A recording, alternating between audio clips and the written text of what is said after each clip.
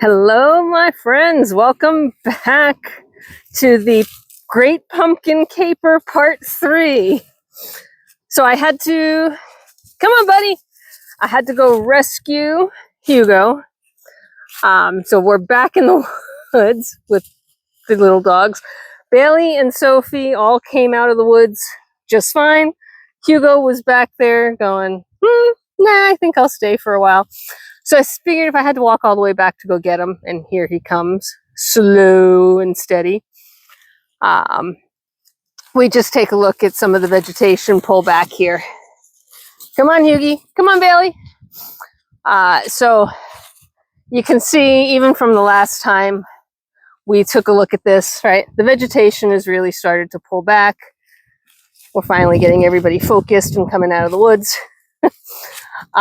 There's really no protective cover anymore for the wildlife. We talked about the fact that the woods themselves are wide open and bare. So at this point in the year, we're not in a habitat mode anymore. I mean, certainly the deer still live here. Actually, everything still lives here, but they've moved back toward the evergreens that are down deeper behind the hayfield. They've moved to areas with more cover. And that, as I've mentioned before, works perfectly for us because it keeps them away from the pastures when food is scarcer, hunting is a little harder, etc. Speaking of food and scarcity, we did get the bird feeders set up, the wild bird feeders, that is. So those are out and about. We put out, well, I put out suet, black oil sunflower, and I I do put out thistle seed or Niger seed all year round. It is the preferred food for our goldfinches. Oh, the donkeys are running forward. I don't know what has them wound up, but they came jogging forward. See, it's nice when I can see through all the vegetation and see what's going on the other side. Oh, they're just having a moment with each other.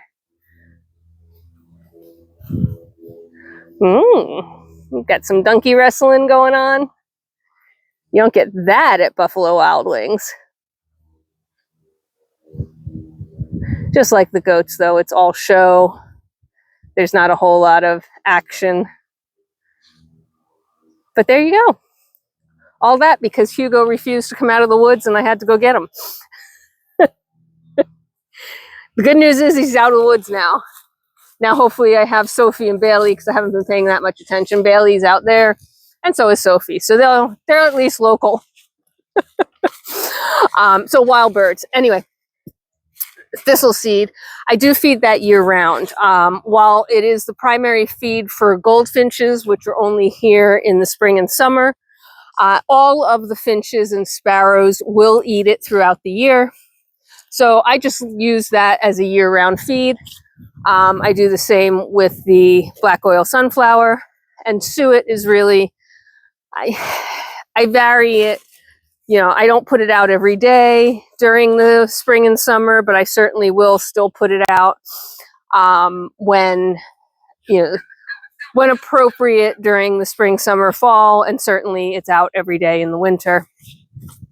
And so now, just when I thought, things were quieting down, I've added a new chore to my list, and I will have to fill bird feeders every day.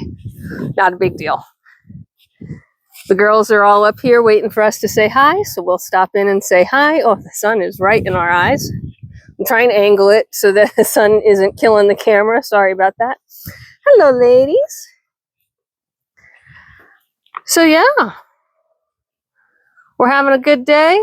We've got all the dogs out of the woods. Let's see, head count. Sophie, Hugo, Bailey, hard to tell. He looks like a turkey sometimes. So I think we're in good shape and we can consider the Great Pumpkin Caper closed until we go check and see how long they last. I think I will leave it there. Even Miss Olive has gotten up to say hi. Miles, on the other hand, is still sunbathing. It is cold temperature wise, but the sun feels good even for me. So yeah, the pigs are just gonna, you know, suck up that heat as long as they can before they move in back to their stall. The donkeys are done wrestling. They're coming around the corner though to check us out. So again, I'm gonna leave it there. I hope you're having a fantastic day wherever you are in this world. Take care of yourselves, take care of each other, be kind, and I will see you at the next one. Bye for now.